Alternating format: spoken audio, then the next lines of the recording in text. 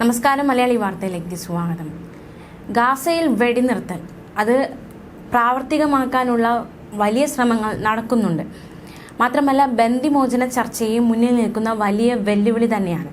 ഇതുമായി ബന്ധപ്പെട്ട് ഈജിപ്തിൽ ചർച്ചകൾ പുരോഗമിക്കുന്നുണ്ട്. ഈ ചർച്ചകൾ പുരോഗമിക്കുന്നതിനിടയിൽ നിർണായകമായ ഒരു വിവരം പുറത്തുവരുന്നുണ്ട്. ഹമാസും ഇസ്രായേലും മുൻ നിലപാടുകളിൽ നിന്ന് വിട്ടുവീഴ്ചയ്ക്ക് തയ്യാറായി എന്ന വിവരങ്ങളാണ് ഇപ്പോൾ പുറത്തുവരുന്നത്.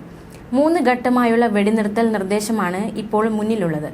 40 ദിവസം നീളുന്ന ആദ്യഘട്ടം. ഈ ഘട്ടത്തിൽ ഹമാസ് വനിതാ സിവിലിയൻ ബന്ദികളെ മോചിപ്പിക്കാനാണ് നീക്കം നടത്തുക എന്നാണ് പുറത്തുവരുന്ന വിവരങ്ങൾ സൂചിപ്പിക്കുന്നത്.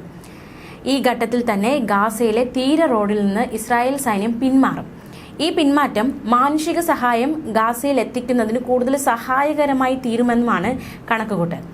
അഭയാർത്ഥികളായ ഫലസ്തീനികളെ വടക്കൻ ഗാസയിലെ വീടുകളിലേക്ക് തിരിച്ചു വരാനും ഈ സാഹചര്യത്തിൽ അനുവദിക്കുമെന്നതും മറ്റൊരു കാര്യമായിട്ട് അവർ ചൂണ്ടിക്കാണിക്കുന്നുണ്ട്. ഈ ഒരു കാലയളവിൽ ഹമാസ് ഇസ്രായേലിന് ബന്ദികളുടെ പട്ടിക കൈമാറും. ജീവിച്ചിരിക്കുന്ന ബന്ദികളുടെ പട്ടികയാണ് കൈമാറുക. സ്ഥിരമായ സമാധാനം സ്ഥാപിക്കുന്നതുമായി ബന്ധപ്പെട്ട് ആദ്യ 3 ആഴ്ചയ്ക്കുള്ളിൽ ഇരുപക്ഷവും ഇടനിലക്കാർ മുഖേന ചർച്ച നടത്തും. ഈ സമയം സെൻട്രൽ ഗാസയിൽ നിന്ന് ഇസ്രായേൽ സൈന്യത്തെ പിൻവലിക്കും. 6 ആഴ്ച നീളുന്ന 2ാം ഘട്ടം. ഈ ഘട്ടത്തിൽ സ്ഥിരം വെടിനിർത്തലുമായി ബന്ധപ്പെട്ട വ്യവസ്ഥകൾ ഉറപ്പിക്കുകയാണ് ചെയ്യുന്നത്.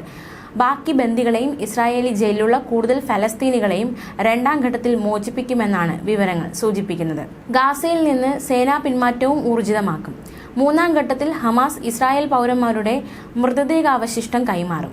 5 വർഷം നീളുന്ന ഗാസ പുനർനിർമ്മാണവും ഈ സമയമാണ് നടത്തുക. ഹമാസും ഇസ്രായേൽ അധികൃതരും ഔദ്യോഗികമായി ഈ വിഷയത്തിൽ ഇതുവരെ പ്രതികരിച്ചിട്ടില്ല. അതേസമയം ഇസ്രായേൽ പ്രധാനമന്ത്രി ബെഞ്ചമിൻ നെതന്യാഹുവിന് യുദ്ധം അവസാനിപ്പിക്കാൻ താല്പര്യമില്ലെന്നും അദ്ദേഹം ഇടയ്ക്കിടെ ഭീഷണിയും പ്രസ്താവനകളുമായി വരുന്നത് ചർച്ച തടസ്സപ്പെടുത്താനാണെന്നും മുതിർന്ന ഹമാസ് നേതാവ് ഹുസാം ബദ്രൻ ആരോപിക്കുകയുണ്ടായി. അതേസമയം മറ്റൊരു വിവരവും കൂടി നോക്കാം. മുസ്ലിങ്ങളുടെ 3ാമത്തെ വിശുദ്ധ ഗേഹമാണ് മസ്ജിദുൽ അക്സ. ഇവിടെ അതിക്രമിച്ചു കടന്ന് ഇസ്രായേൽ പ്രകോപനം തുടരുന്നുവെന്നാണ് ആരോപണം.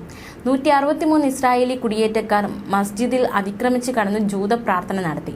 സൈനികരുടെ പിന്തുണയിലായിരുന്നു ഇത്. കഴിഞ്ഞ ദിവസങ്ങളും ഇത്തരം സംഭവങ്ങളുണ്ടായി. തൽസ്ഥിതി നിലനിർത്താനുള്ള അന്താരാഷ്ട്ര ധാരണ അനുസരിച്ച് മസ്ജിദുൽ അക്സയിൽ മുസ്ലിങ്ങൾക്ക് മാത്രമാണ് പ്രാർത്ഥനയ്ക്ക് അനുവാദമുള്ളത്. നിലവിൽ ഫലസ്തീനി യുവാക്കളെ ഇസ്രായേൽ സൈന്യം മസ്ജിദിലേക്ക് പ്രവേശിക്കാൻ അനുവദിക്കുന്നില്ല.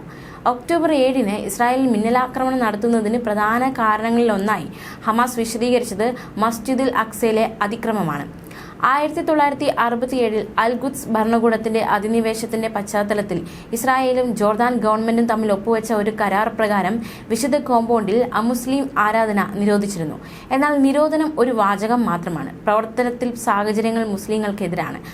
അലക്സ മസ്ജിദ് വളപ്പിലേക്കുള്ള കുടിയേറ്റക്കാരുടെ നുഴഞ്ഞുകയറ്റം അൽ ഖുദ്സിൽ നടക്കുമ്പോൾ ഭരണകൂടം അതിന്റെ രക്തരൂക്ഷിതമായ യുദ്ധ ഗാസ മുനമ്പിൽ തുടരുകയാണ്. ന്യൂസ് ഡെസ്ക്, മലയാളി വാർത്ത.